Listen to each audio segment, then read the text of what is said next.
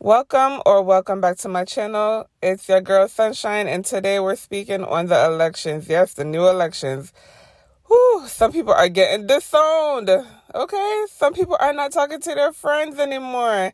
They done cut their friends off. Some people are not talking to their family. Some people have completely said that they've been disowned or they're gonna disown their family members based on who they voted for. Some are excited, some are upset. Let's check out these reactions. Comment below. Let me know what you think. I just watched a video. I'm not going to stitch it or duet it. It was a woman who was from a religious background talking about how half of the country is going to be devastated once their cult is gone, and how we need to provide a soft landing for them. That really goes against what I want to do. I don't want to provide a soft landing for the people that have tried to destroy the country that I love. I think that they need a hard landing. I think they need the hardest landing that they can get. They can survive it, but they need to know just how badly they screwed up. I keep telling my dad, you're on the wrong side of history, Dad.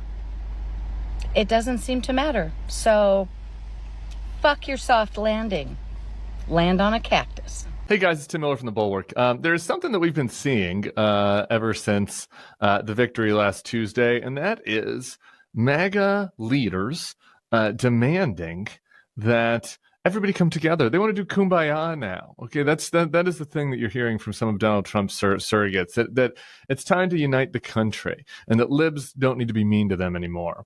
There are a couple of examples of this that I want to point to, and then I want to go over the flaws of this particular notion that's being put forth. Let's watch Vivek Ramaswamy on Sunday show, ABC's This Week with Jonathan Karl, just yesterday. In the aftermath, you spent some time with the now president-elect Donald Trump. What's your sense? How is he approaching this transition? I think he cares about uniting the country. I think that's Donald Trump's number one focus. And I do think we have to get back to a place after this election, after that decisive victory, which I do think was a gift to the country, get back to a place where ordinary Americans who might have voted differently amongst their family members or their colleagues or their neighbors to be able to get together at the dinner table and say we're still Americans at the end of this. That's very much Donald Trump's headspace. He's also learned a lot from that first term, and I think he's going into this second term, even to take to new heights some of the things he wasn't able to accomplish in the first term, which I think is going to be a good thing. So there it is. There's something you noticed there. He said that family members, neighbors, colleagues, they must respect each other at the dinner table, even if they voted differently last Tuesday. And there's something that you noticed there, which is a demand that people that did not vote for Donald Trump respect people that did. What is missing, though, is any effort to earn that respect, right? It's a very one-way sort of thing. It's we can run a campaign that demonizes trans folks. The left-wing gender insanity being pushed on our children is an act of child abuse. Demonizes Haitians. They're eating the dogs, the people that came in. They're eating the cats. They're eating the pets of the people that live there. Demonizes migrants. 100% of the jobs that were created went to migrants, not to people. We can call you the enemy within. We have two enemies. We have the outside enemy, and then we have the enemy from within. And the enemy from within, in my opinion, is more dangerous. You know, we can insult you and use every cruel word that we can think of. We can call you garbage. We are going to take out the trash in Washington, D.C., and the trash's name is Kamala Harris. We can call you idiots and stupid and low IQ. Low IQ. She's a low IQ individual. And then when it's over, afterwards, you have to be like, hey, I appreciate you. Thank you so much for calling me garbage and the enemy of the people and making up lies about how I eat pets. I respect you so much. I would love to have a meal with you right now. Like, that's not exactly how life works, you know? The next 4 years are going to be very difficult. And if you are looking for a way to move forward, I do have one recommendation for you. Be a bitch.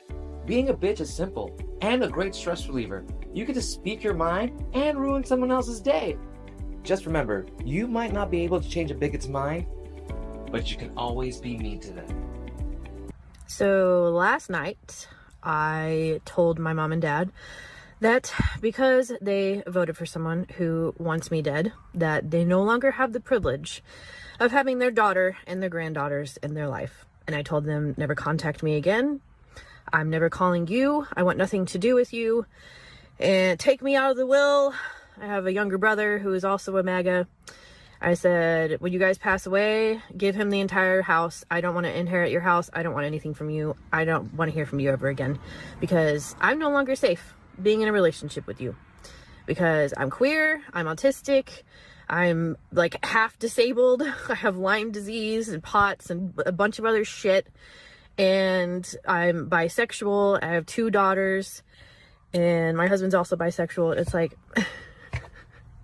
I'm no longer safe with people like you. You'd be the first ones to turn me into the Schnazis if shit went down here. So I just, to anyone in the comments that's going to say, oh my God, that's so terrible. The left is so hateful. You guys shouldn't be cutting off your family. You know what? I'm not going to fucking go to Thanksgiving dinner with my family and look them in the eye and just play nice anymore. Like, I'm done doing this.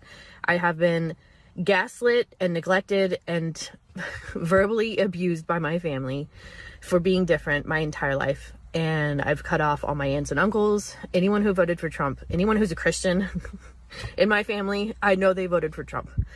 So I have like 3 people in between I have 2 people on my mom's side and 1 person on my dad's side left, and they're cousins.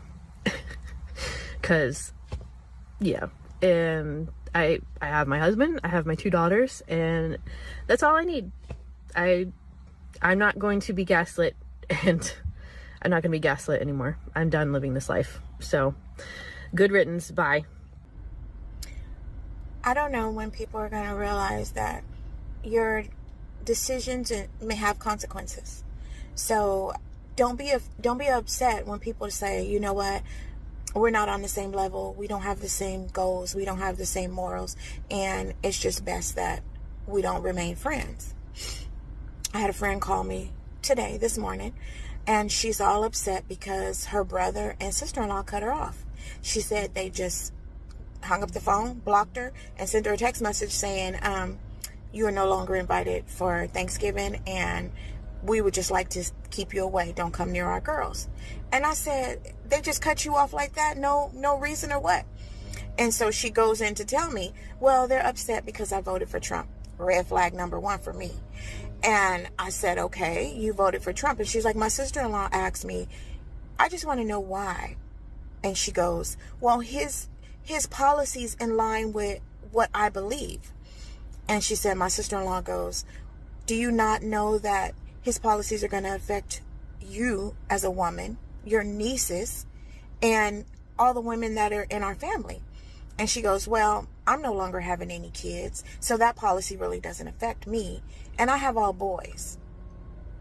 At that moment, that's when her sister-in-law hung up the phone, they blocked her, and they sent her to text me a message saying that she was unwelcome at their home. And she goes, I just don't understand how you can just cut off family. And I told her, I said, in their mind, you are a danger to them, because they can't see that you will protect them at all costs. I said, you got nieces, and you had the nerve to say, well, it doesn't affect me and your family. And I said, and I feel like if you could say that to family, Lord knows what you could say to me. And she was like, no, it's not like that. We're friends. We're really friends. And I said, you know, this will probably be the last conversation we'll ever have. And I said, ain't no ill will or nothing, but I see where your mindset is. I see where your heart lies, and it does not lie with me. People need to find out. People need to realize that every decision you make has a consequence. And sometimes that means some people gonna cut you off, and they're not gonna fuck with you no more. That's all I had to say. I am sick and tired of these men telling women what to do with their bodies. We should castrate all of them. How old are you? 98. I mean, at 98, say how you feel. That last lady had me cracking up. Like and subscribe, you guys. We'll be back with another video. Until next time, later.